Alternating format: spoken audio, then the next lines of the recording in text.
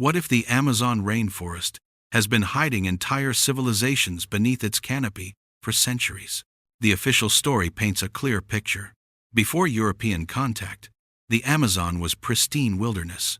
A few scattered tribes lived in harmony with nature. Small villages, simple tools, no major settlements. But evidence buried in classified reports tells a different story. Satellite imaging has revealed something extraordinary. Geometric patterns stretch for miles beneath the jungle. Road networks connect enormous earthworks. Agricultural systems that could feed hundreds of thousands. These aren't natural formations. These are cities. Documents from expeditions dating back to the 1940s described massive ruins. Stone structures swallowed by vegetation. Pottery fragments by the thousands. Evidence of urban planning on a scale that rivals ancient Rome. Then those reports vanished from official archives. Archaeologists who pushed too hard found their funding cut. Publications rejected. Careers derailed. The narrative stayed simple. The Amazon was never home to advanced civilization. Case closed. Except the evidence keeps emerging. Today, we're examining 10 lost cities discovered beneath the Amazon jungle. Cities that challenge everything we've been told about pre-Columbian America. Settlements that were home to sophisticated cultures with engineering that still baffles experts. Fair warning. This evidence contradicts decades of accepted archaeology. But here's what makes this different. We're not talking about speculation or mythology. We're talking about satellite data, ground-penetrating radar, physical structures that exist right now beneath the jungle canopy. The Amazon has kept these secrets for 500 years. It's time to uncover what's been hidden. Number 1. The geoglyphs of Acre. In the western Amazon, something impossible appeared when ranchers cleared land for cattle. Massive geometric earthworks emerged from beneath the forest. Perfect circles, precise squares, complex patterns stretching across hundreds of acres. These weren't random. These were designed. The structures date back over 2,000 years. Some are larger than football fields. Ditches 10 feet deep, embankments 20 feet high, all carved with mathematical precision. Here's the problem. According to mainstream archaeology, the people who lived here didn't have the organization for projects this massive. They were supposed to be simple hunter-gatherers, small bands moving through the forest. But these earthworks required sophisticated planning, thousands of workers, centralized authority, advanced knowledge of geometry and surveying. Dr. Martti Persinen from the University of Helsinki documented over 450 of these structures. His team used satellite imagery to map the patterns. What they found defied expectations. The geoglyphs form networks. Roads connect them across vast distances. The placement suggests urban planning, not primitive camps, cities. But here's where it gets interesting. When Persinen published his findings, the response was silence. Major archaeological journals showed little interest. Funding for further excavation dried up quickly. The official narrative couldn't accommodate cities in the Amazon, so the evidence was quietly shelved. Analysis of the soil revealed something else. The forest around these geoglyphs isn't pristine wilderness. It's been heavily modified by human activity. The very trees were planted intentionally. Selected species, managed ecosystems. The Amazon rainforest itself may be humanity's largest monument. Carbon dating of pottery fragments found at these sites shows continuous occupation for over 1,500 years. That's longer than most European cities have existed, yet mainstream archaeology still classifies these cultures as pre-complex. The geometric precision rivals anything built in Mesopotamia or Egypt during the same period. But acknowledging that would require rewriting the entire history of the Americas. So the geoglyphs of Acre remain footnotes, curiosities, not evidence of what they clearly represent. Advanced civilization in the Amazon, thriving when Europe was in its dark ages. The evidence is there, mapped, measured, documented. But accepting it means admitting we've been wrong about the Amazon for centuries. Number 2 takes us deep into the Bolivian Amazon, the Llanos de Mojos, a vast floodplain that floods every rainy season. According to accepted history, nobody could have lived here permanently. The seasonal flooding made settlement impossible. Except beneath the water and vegetation lies a hydraulic engineering marvel. Archaeologist Clark Erickson from the University of Pennsylvania discovered something extraordinary in the late 1980s. Raised field systems stretching across thousands of square miles, canals, reservoirs, causeways elevated above flood levels. This wasn't primitive adaptation. This was sophisticated water management. The raised fields are still visible from the air, parallel ridges separated by channels. The system allowed year-round agriculture in an environment that floods for 6 months annually. The scale is staggering. Over 6,000 square miles of modified landscape. That's larger than the state of Connecticut. Carbon dating reveals construction began around 300 AD. The system remained in use for over 1,000 years. Here's what makes this significant. The engineering required understanding hydrology, soil science, and climate patterns. The construction required massive labor forces. The maintenance required centralized organization.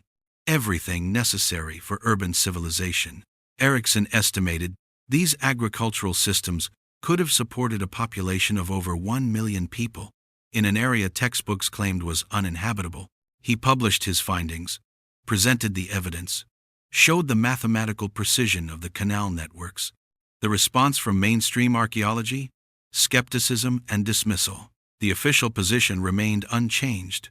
The Amazon couldn't support large populations, despite physical proof to the contrary. What's more revealing is what happened to funding. Erickson's proposals for extensive excavation were repeatedly rejected. The resources went to sites that confirmed existing narratives instead. But the evidence in Mojos can't be ignored forever. Satellite imagery shows the full extent of these systems. Ground-penetrating radar reveals structures beneath the raised fields, foundations, streets, public buildings. A city existed here. Multiple cities, connected by the canal networks.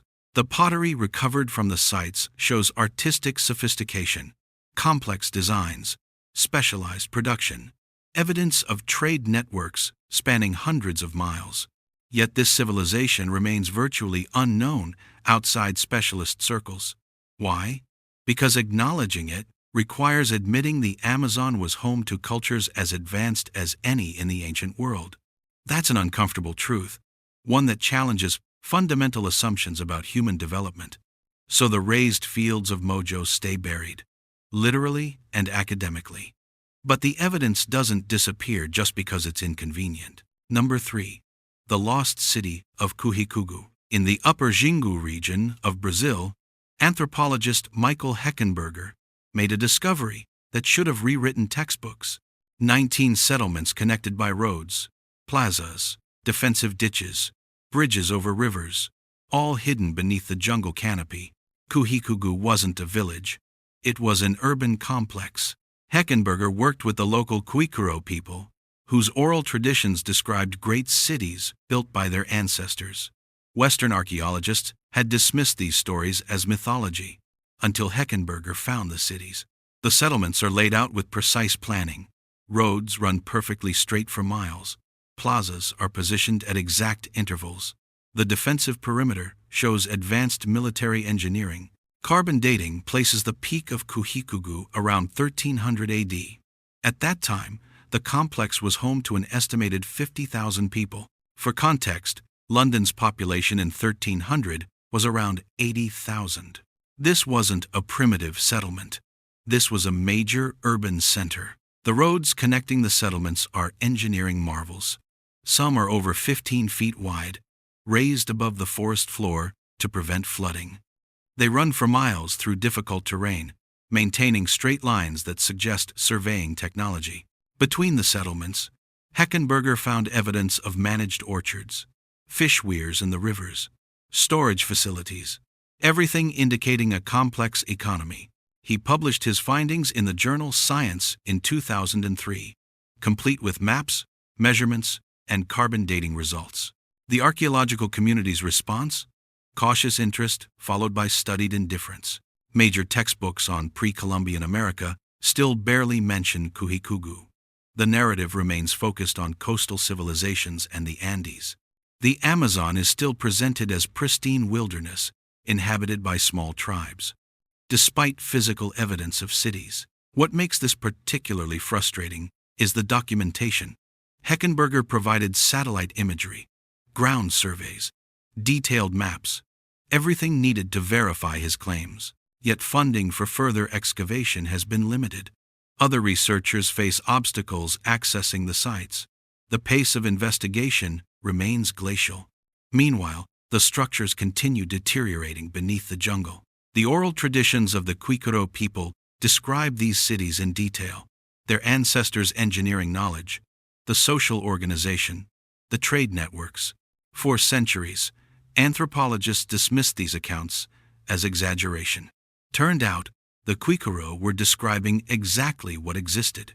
But acknowledging indigenous oral traditions as reliable historical sources would require fundamental changes in how archaeology operates. So Kuhikugu remains an anomaly. Interesting but not paradigm-shifting. The evidence says otherwise. Number 4.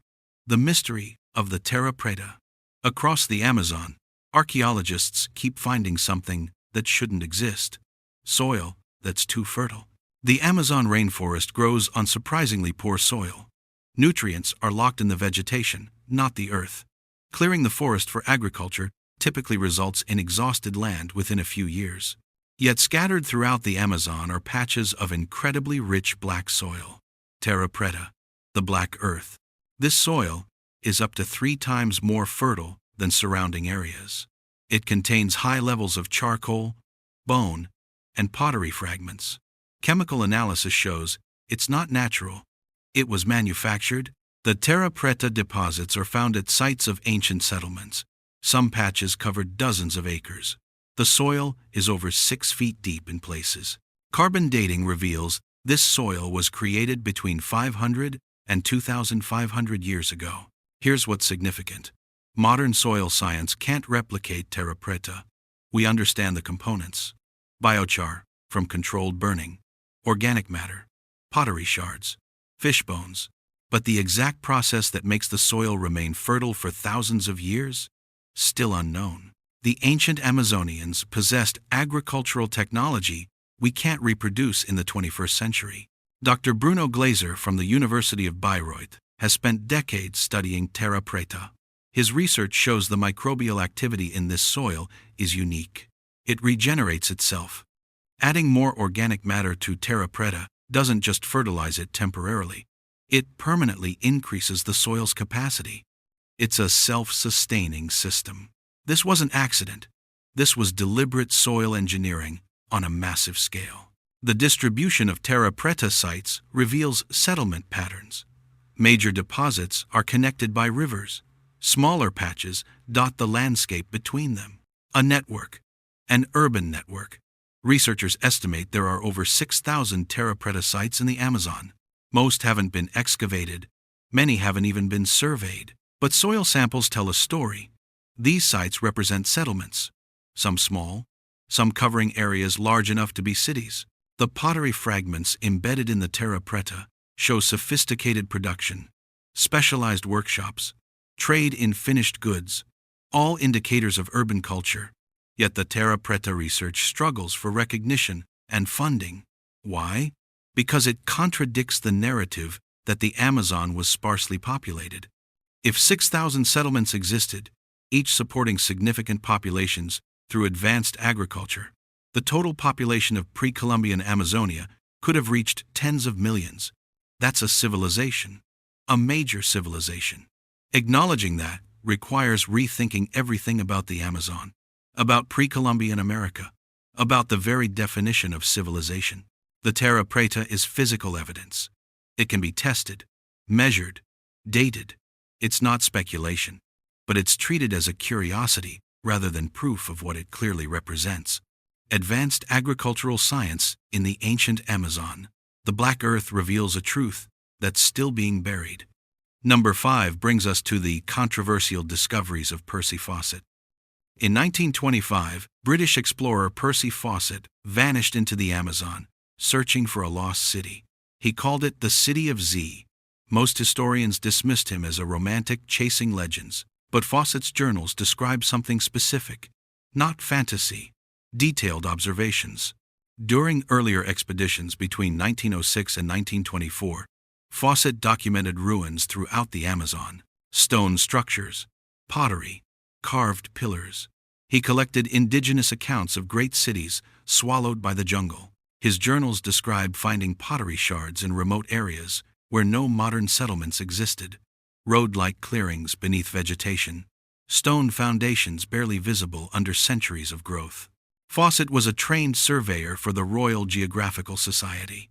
His other work, in mapping Bolivia and Brazil, was meticulously accurate. His observations of natural features, indigenous cultures, and geography all proved reliable.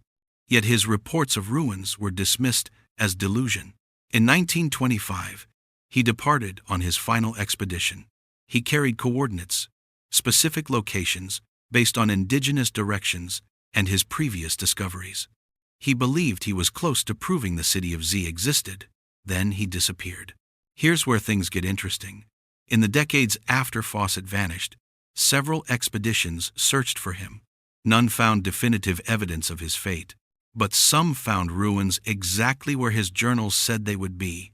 In the 1970s, a Brazilian expedition located stone structures in the area Fawcett had been exploring. Causeways, foundations, exactly as he described. The findings were published in regional Brazilian journals, barely noticed internationally. More recently, satellite imagery and LiDAR technology have revealed extensive earthworks in the region Fawcett called Z, geometric patterns, evidence of large settlements. Everything Fawcett claimed to be searching for actually exists. So was he crazy? Or was he the first outsider to recognize what the Amazon was hiding? The timing of his disappearance raises questions. He was getting close. He had specific coordinates. He was preparing to reveal his discoveries. Then he vanished under circumstances that remain unexplained. Some researchers suggest he was killed by hostile tribes. Others believe he died of disease or accident. But there's another possibility, one that's uncomfortable to consider. What if somebody didn't want him to return with proof? In the 1920s, the accepted view of the Amazon was wilderness, primitive tribes, no civilization. The Brazilian government was encouraging development, presenting the Amazon as empty land available for exploitation. Fawcett's discoveries would have complicated that narrative. Large indigenous populations, cities, evidence of sophisticated cultures with territorial claims stretching back millennia. That's problematic for colonization efforts.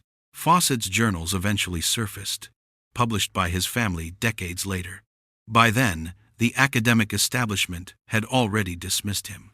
But modern archaeology keeps proving him right. The City of Z might not have been a single location. It might have been his name for the entire hidden civilization he was piecing together. A civilization we're only now beginning to acknowledge existed. Fawcett saw it first, and paid the price for seeing too much. Number 6. The Marajo Island Mystery. At the mouth of the Amazon River sits Marajo Island, an area larger than Switzerland. According to mainstream archaeology, it was home to simple fishing communities. Then excavations revealed something else entirely. Beginning in the 1940s, archaeologist Betty Meggers found elaborate pottery at Marajo sites. But not just pottery, evidence of massive earthwork mounds, ceremonial centers, urban planning. The Marajoara culture flourished between 400 and 1400 AD. At its peak, the population may have exceeded 100,000 people. The pottery is extraordinary. Elaborate designs, sophisticated firing techniques, specialized workshops producing standardized goods. This indicates economic complexity, division of labor, social hierarchy, urban organization. The earthwork mounds are enormous, some over 20 feet high and covering several acres. These aren't random piles of dirt. They're engineered structures with specific orientations. Excavations revealed they contained elite burials, grave goods of exceptional quality, evidence of a stratified society. But here's where it gets controversial. the pottery style shows influences that shouldn't exist. Some designs closely resemble pottery from ancient Japan, specifically the Jomon culture dating to similar periods. Betty Meggers proposed a radical theory: trans-Pacific contact. Japanese fishermen blown off course arriving in South America around 5,000 years ago, bringing their pottery techniques with them. The archaeological establishment rejected this immediately. The accepted model didn't allow for trans-Pacific contact in pre-Columbian times. The Americas were isolated. Period. Meggers presented detailed comparisons, statistical analysis of design elements, carbon dating showing the timelines aligned. Didn't matter. Her theory was dismissed as fringe speculation. Subsequent DNA analysis of ancient remains from Marajo showed no Japanese genetic markers. That seemed to settle it. But nobody addressed the pottery question. Why do the designs match so precisely if there was no contact? Independent development of identical complex patterns seems statistically unlikely. Yet acknowledging trans-Pacific contact would mean rewriting the entire narrative of American isolation. So the pottery remains unexplained, an anomaly. Meanwhile, the scale of Marajo settlements continues being downplayed. Recent LiDAR surveys reveal the earthworks extend far beyond initial estimates. The mounds are connected by causeways, evidence of hydraulic engineering, agricultural systems. This was a major urban center, possibly the largest in the Amazon during its time. But textbooks still describe Marajo as home to complex villages, not cities. The evidence of urban planning, monumental architecture, and sophisticated craft production gets minimized. Why? Because Marajo doesn't fit the model of Amazon cultures. It's too advanced, too organized, too complex. Accepting Marajo as a major civilization means accepting the Amazon was home to multiple major civilizations. That's a paradigm shift archaeology isn't ready for. So Marajo stays in the footnotes. Interesting, but not important. The pottery designs that match Japan remain coincidence, and the massive earthworks that required urban-level organization get called elaborate villages.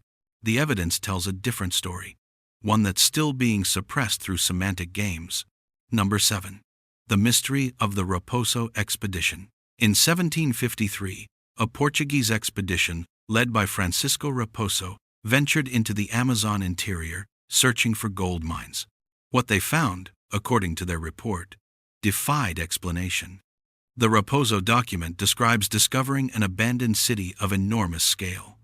Stone buildings with columns, paved streets, carved statues, hieroglyphic inscriptions on walls. The expedition sketched what they saw, measured structures, copied inscriptions. Then they fled after several members disappeared mysteriously. The report was filed with Portuguese colonial authorities. Then it vanished into archives for over a century. When it resurfaced in the 1800s, scholars dismissed it as fabrication. The descriptions were too elaborate. Stone cities didn't exist in the Amazon interior, except the document contains specific details, measurements, descriptions of architectural features, copies of inscriptions. If it's fabrication, it's remarkably detailed fabrication. Modern researchers have attempted to locate the site based on Raposo's descriptions. The coordinates are vague. The landmarks have changed over 2.5 centuries, but some investigators believe they've narrowed the location. In 2008, researcher Aonio do Amaral claimed to have found ruins matching the Raposo description in the state of Bahia. Stone structures, columns, evidence of intentional construction. He photographed the site, took measurements, attempted to get official archaeological surveys. Funding was denied. The site wasn't investigated by credentialed teams. Amaral's findings were dismissed without examination. Here's the pattern. When evidence emerges that supports the Raposo report, it's ignored or dismissed without investigation. The response isn't skepticism seeking evidence.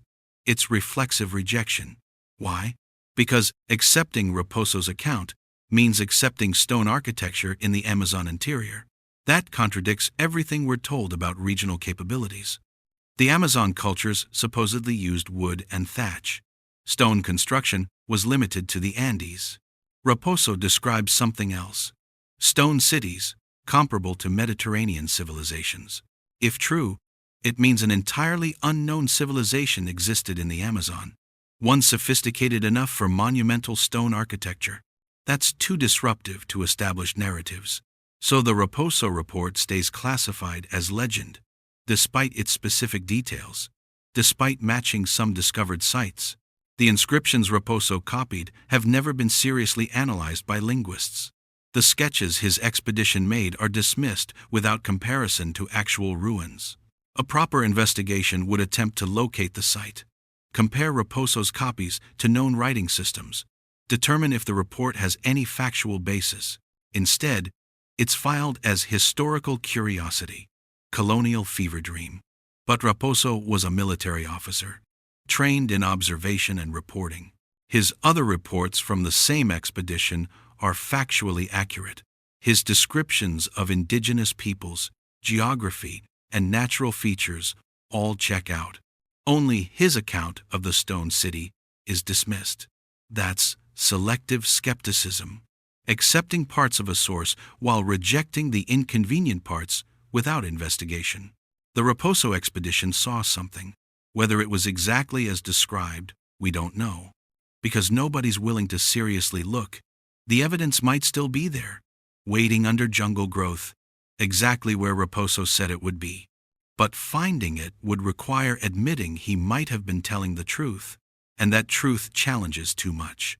Number 8 takes us to the Beni region of Bolivia. In 2006, archaeologist John Walker published findings that stunned his colleagues. Using satellite imagery, he identified over 300 pre-Columbian earthworks in the Bolivian Amazon. These weren't natural features. These were massive geometric structures. Squares, circles, hexagons, some over 1,000 feet across. The structures date from around 200 AD to 1300 AD. Walker's team conducted ground surveys.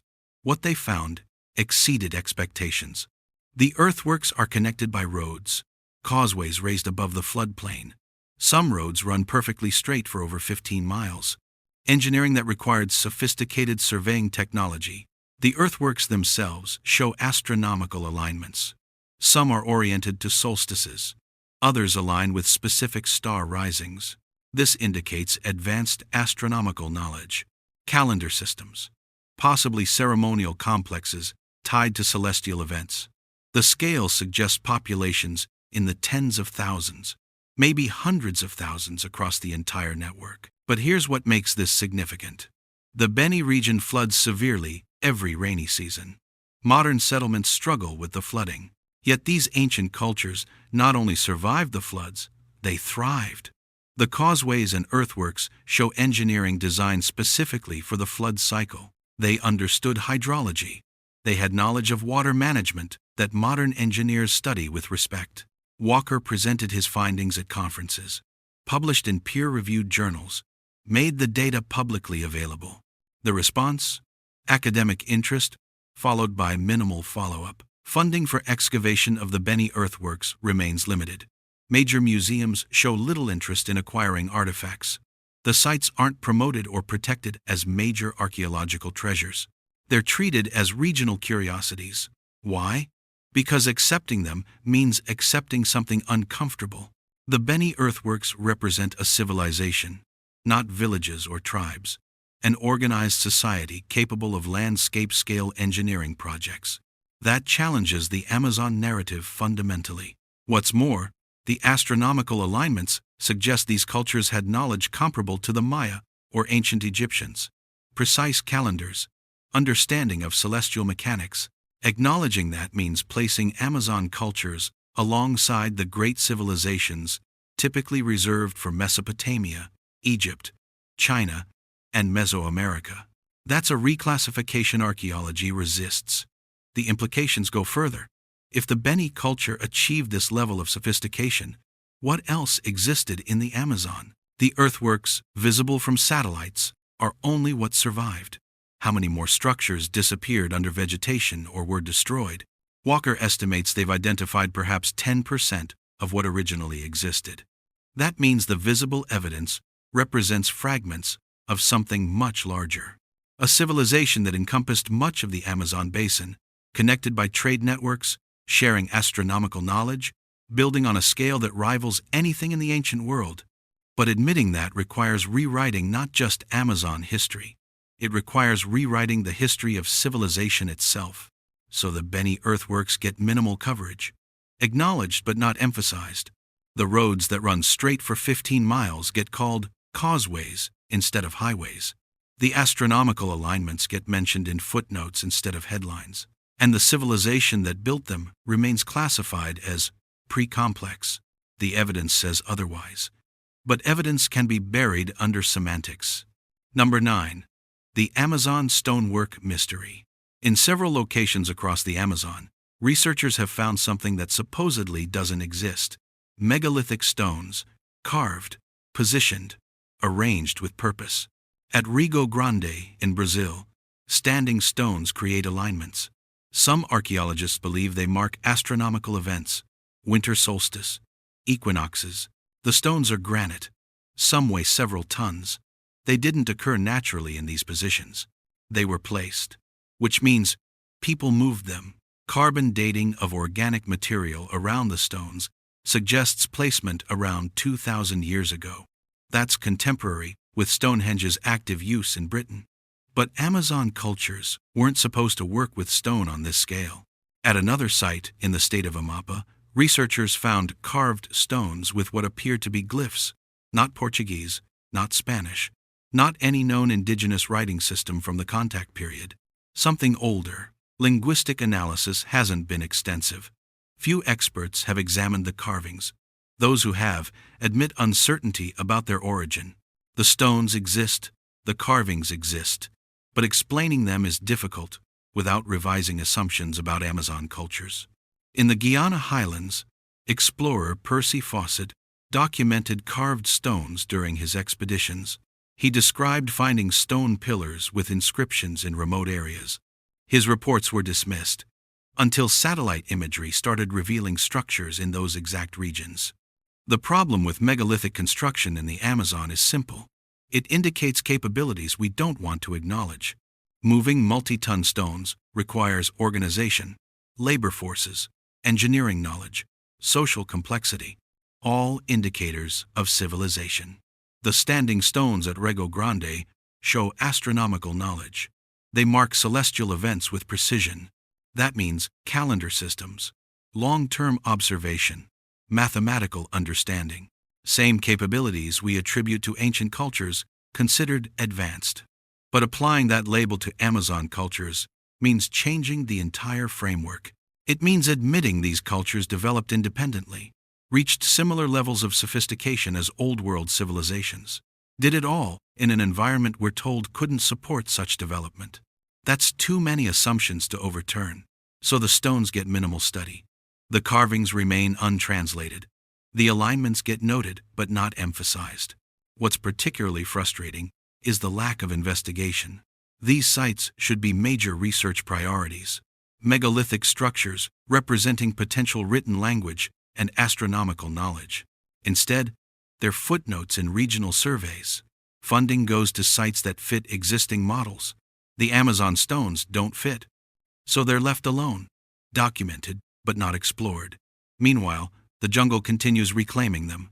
Roots crack the stones. Erosion wears the carvings. Evidence deteriorates. In another generation, some of these sites may be lost completely, not through natural disaster, through deliberate academic neglect. The stones threaten a comfortable narrative that the Amazon was primitive. That civilization developed in a few select locations and spread outward. If the Amazon independently developed megalithic construction, astronomical knowledge, and writing systems, that narrative collapses. Multiple centers of civilization, independent development, parallel sophistication. The evidence suggests that's exactly what happened. But acknowledging it requires humility, requires admitting we've been wrong. So the stones stay unexamined, the carvings stay untranslated, and the evidence of Amazon civilization literally crumbles while archaeology looks elsewhere. Number 10. The LiDAR Revolution. Starting in 2012, archaeologists began using LiDAR technology in the Amazon. Light detection and ranging. It penetrates jungle canopy using laser pulses. What it revealed changed everything. Beneath the vegetation, LiDAR showed geometric patterns everywhere. Roads, plazas, earthworks, defensive structures. Entire cities, invisible from the ground, became clear from the data. In 2018, archaeologist Stefan Rostein published findings from LiDAR surveys in Ecuador's Amazon region. Over 300 earthwork sites connected by roads, the largest settlement covered over 250 acres.